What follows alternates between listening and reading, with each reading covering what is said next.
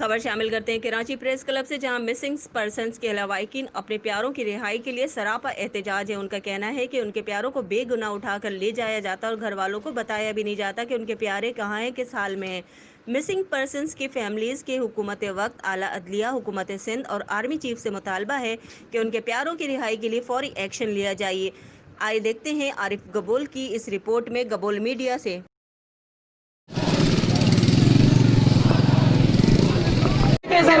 गुलाम रसूल शक्ल शर्ताई सदमा जेके कमे गुंत सियासी समाजी कारकुन उनके आजाद कयो पवंदो। हिकड़ी शइ आम के याद ॾियारी मोहन त इंसानी हक़नि जो जेको चार्टर आहे, जेको यूएन जो तरफ़ां पास कयल आहे, इन में इहो वाज़े लिखियलु आहे त जमहूरी ऐं अमन जो दौर त परे जी ॻाल्हि, पर जंग जी हालत में बि कंहिं बि फ़र्द खे तव्हां कमे गुम कयो था त उहो दुनिया जो वॾे में वॾो ॾोह आहे। उन करे तव्हां पंहिंजनि जी आज़ादी जे लाइ वकील करे सघनि ऐं असां पंहिंजे प्यारनि जी आज़ादी हासिल करे सघूं। आख़िर में अवां समूरनि जो संगे जस रही ही शिकायत जो सिलसिलो पियो थो पंहिंजी जाइ वञे त वञो कवेलियो वञो वञी पीरीअ खे चओ अञा पियो जीअं, अञा पियो जीअं। अजोग हीअ जात उसा टई उसा ट्रा त चार पेर रात त पंज पंज थी छा सनी हुआ न संग न आस में उमंग तॾहिं बि मार धार में उचार वाड़ वाड़ में विड़ी रिड़ी विढ़ा पियो, विड़ी विड़ी रिढ़ा पियो। वञो कवेलियो वञो वञी पीरीअ खे चओ अञा पियो जीअं, अञा पियो जीअं। अञा त सावणियूं अचनि चमर अलूट थी नचनि, जॾहिं बि भिट भिट ते घटा गजी गजी वसे तॾहिं बि मोर टोर में ॾिसो न कंहिं बि होर में अबो झरो झरीज में तॾहिं ई न विसारजो त केरु सुञ में सुतो। वञो कवेलियो वञो वञी पीरीअ खे चओ अञा पियो जीअं, अञा पियो जीअं। जीए सिंध, जीए साईं जीएम सिंध।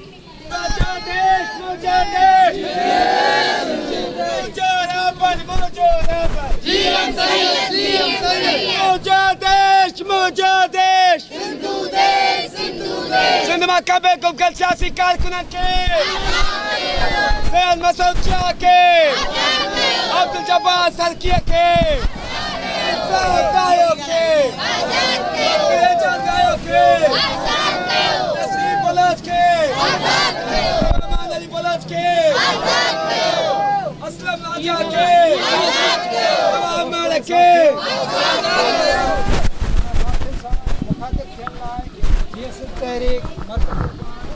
मोहतरम सोरे सिंधी गुज़ारिश कंदुसि त पाण अचनि ऐं तव्हां सां मुखातिब थियनि।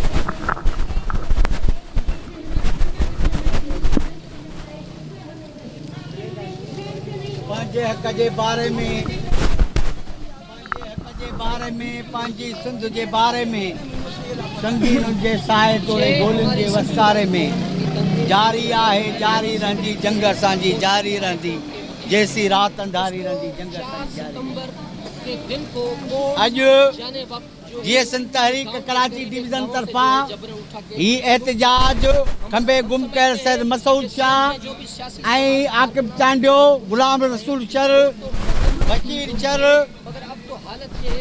समेत मोहब लिगारी साईं ही जेके बि असांजा गुम थियल 100 खां वधीक क़ौमी कारकुन उन्हनि जी आज़ादी जे लाइ असीं सम्झूं था त असां सिंधी माण्हुनि खे हिन रियासत जे अंदरि 3 दर्जे जी शहरी जी हैसियत हासिल आहे। असांजी एतिरी बि हैसियत न आहे त जंहिंखे रियासत हिकु एजेंट तौरु डिक्लेयर करे थी कलभूषण यादव, उनखे बि काउंसलेट रसाई ॾिनी वई, उनखे बि पंहिंजे वारसनि सां मिलायो वियो। पर असां रियासत खां पुछणु चाहियूं था त तव्हां छा कॾहिं आकिब चांडे जी अमड़ मुख़्तियार बेगम खे उनखे पंहिंजे बचे सां मिलायो आहे? असां चऊं था तव्हां कॾहिं मसूद शाह जे वालद खे उन सां मिलायो आहे? असीं चऊं था तव्हां मोहब लिगारी जी फैमिली खे कॾहिं उन सां मिलायो आहे?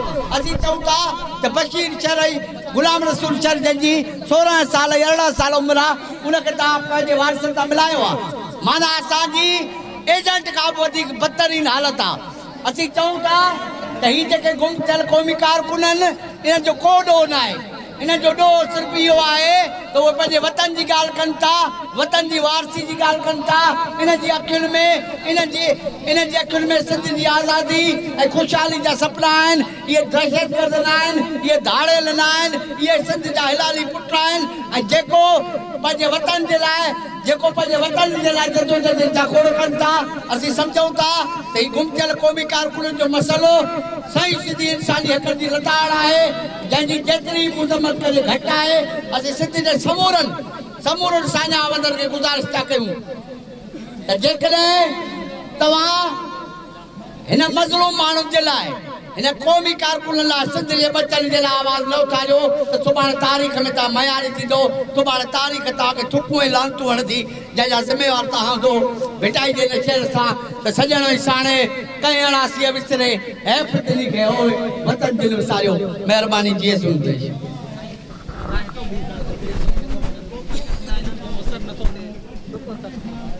दोस्तों साथी हारवान का समूरन साथी सा मुखातिब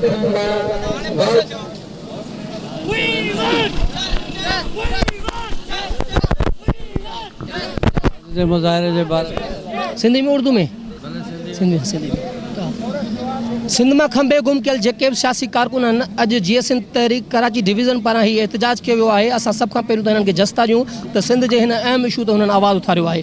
असां समझूं था त सिंध में जेके भी सियासी समाजी कारकुननि खे खंबे गुम करण वारो जेको मसइलो आहे उहो इंतिहाई मज़मत जोगे हुजण सां गॾोगॾु इंसानी हक़नि जी ऐं कानून जी लताड़ आहे। छो त हिन रियासत जो जेको ठहियलु आइन ऐं कानून आहे उन मुताबिक़ लिखियलु आहे त जेकॾहिं तव्हांजी रियासत अंदरि को बि शहरी केॾो बि वॾो गुनाहगार या ॾोह कंदड़ छो न आहे, उनखे तव्हांखे 24 कलाकनि जे अंदरि कोर्ट में पेश करे उनजो ट्रायल करिणो आहे। पर हिते असांजी फैमिलीज़ खां उहो हक़ बि खसियो वियो आहे जो असां पंहिंजे माण्हू जी आज़ादी या उनखे बेगुनाह साबित करण जे लाइ को वकील भी करे सकूं। न सिर्फ इहो पर इंसानी हक़नि जो जेको चार्टर है ही रियासत उन जी सिग्नेचरी है, उन में वाज़े चिट्ठो लिखियलु आहे त इंसानी माण्हूअ जो जी गुमशुदगी वारो जो मसइलो आहे उहो अमन जमहूरी सूरत हाल त परे जी ठहियलु, पर जंग जी सूरत हाल में उनखे खंबे गुम करण वारो जेको मामलो आहे उहो बि इंतिहाई संगीन आहे ऐं वॾे में वॾो ॾोह आहे कि माण्हू खे खंबे गुम करणु। ऐं सम्झां थो त हीउ मसइलो न सिर्फ़ु अदालतुनि जी तौहीन आहे, कानून जी तौहीन आहे, पर आलमी कानून जी बि तौहीन आहे। उन करे असांजो मुतालबो इहो आहे त सिंध मां जेके बि समाजी सियासी कारकुन वकील शागिर्द ऐं उस्ताद खंबे गुम कया विया आहिनि उन्हनि खे हिकदमि आज़ादु कयो वञे। जेकॾहिं तव्हां सम्झो था त तव्हांजे मुताबिक़ उहे ॾोही आहिनि त तव्हां उन्हनि खे अदालत में पेश कयो, न त ॿी सूरत में जेका तहरीक आहे उहा ख़ामोश न वेंदी, अॻे खां अॻिरी रहंदी। महिरबानी। अॼु जीअं सिंध तहरीक पारां हीअ जो खंबे गुम कयल क़ौमी कारकुननि जे लाइ आज़ादीअ जे लाइ हीअ एहतजाज कयो पियो वञे ऐं उन्हनि जो इहो ई मुतालबो आहे त जेके बि सॼी सिंध मां जबरी तौर ते खंबे गुम कया था वञनि उन्हनि खे फिलफोर आज़ादु कयो वञे, न त ॿी सूरत में उन्हनि खे या त अदालतनि में पेश कयो वञे जीअं उन्हनि जा वारिस आहिनि उन्हनि जो केस विढ़ी सघनि।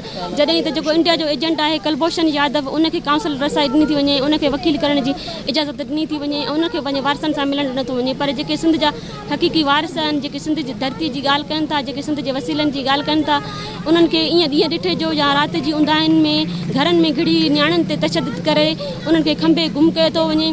असां सम्झूं था त जेका रियासत आहे उहा तॾहिं ताक़तवर बणजंदी आहे जॾहिं असां कमज़ोर हूंदा आहियूं, छिड़विछिड़ हूंदा आहियूं, तॾहिं उहा ताक़तवर बणिजी असांजे घरनि ते राता आणी असांजे प्यारनि खे खंबे गुम करे छॾींदी आहे। उन करे असांखे मुतहद थियणो पवंदो ऐं असां हाणे बिल्कुलु मुतहद थी चुका आहियूं ऐं हीअ जेका तहरीक आहे उहा तेसीं ताईं जारी रहंदी जेसीं ताईं असांजे जेके बि खंबे गुम कयल प्यारा आहिनि उहे हिन रियासत जी अकूबत खाननि मां आज़ादु थी पंहिंजे घरनि था पहुचनि, तेसीं ताईं असांजी हीअ जदोजहद जारी रहंदी ऐं असां अॼु जीअं सिंध तहरीक वारनि खे असां जस्ता ॾियूं जीअं हेॾे वॾे इशू ते पंहिंजो आवाज़ उथारियो। महिरबानी। जी तहरीक गुज़िरियल केतिरनि सालनि खां हली रही आहे, उहा VMP जे प्लेटफॉर्म तां अॼु जीअं सिंध तहरीक पारां ही जेको मार्च किया वियो आहे असीं उन्हनि खे सलाम पेश करियूं था। सिंध मां समन जे तइदाद में सियासी समाजी ऐं क़ौमी कारकुन गुम कया विया आहिनि, आम शहरी गुम कया विया आहिनि, पोरियत माण्हू गुम कया विया आहिनि, मज़दूर हारी गुम कया विया आहिनि। असीं सम्झूं था त हीअ मुकमिल नाइंसाफ़ी आहे। अयूब भुट्टे मुशर्रफ यहिया जे दौर में माण्हू खयां वेंदा हुआ पर उन्हनि खे जेलनि में उन्हनि खे सज़ाऊं ॾिनियूं वेंदियूं हुयूं, फटकाया वेंदा हुआ पर जेलनि में विधो वेंदो हो, माइटनि सां मुलाक़ातूं थींदियूं हुयूं। पर ही दौर जो पाण खे जमहूरी दौर सराहे थो, इमरानी दौर जो ही आहे। उन में माण्हुनि खे जेको खंबे गुम कयो थो वञे मुशर्रफ दौर खां वठी, उन्हनि खे किथे बि ज़ाहिर नथो कयो वञे। ऐं उहे एजेंसियूं जेके खंबे खणी वञनि थियूं उहे ॿुधाइण लाइ तयारु न आहिनि त को हू पाण खां बीहनि थियूं, पर जॾहिं माण्हू जेके मोटी अचनि था उन्हनि खां जेके सुवाल जवाब थियनि था, जिन अकूबत खाननि अज़ियत खाननि मां मोटी अचनि था, उहे इन्हनि एजेंसियुनि जा अकूबत खाना आहिनि, जिते उन्हनि खां जेका पुछागाछा कई थी वञे उहा अहिड़ी पुछागाछा कई थी वञे जेका दुश्मन मुल्क जे माण्हुनि खां कई वेंदी आहे। ऐं सम्झां थो त इहो हिकिड़ो नाइंसाफ़ी आहे। माण्हुनि खे त गुम कयो थो वञे, पर उन्हनि जे ॿारनि खे, उन्हनि जे माउरुनि खे, भेनरुनि खे रोज़ जीआरियो मारियो थो वञे।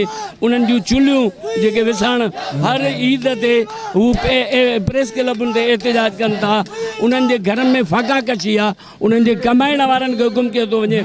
त हाणे असांजी घुर आहे उन्हनि समूरनि खे आज़ादु कयो वञे ऐं जेकॾहिं ॾोह आहे त उनखे कोर्टनि पेश कयो।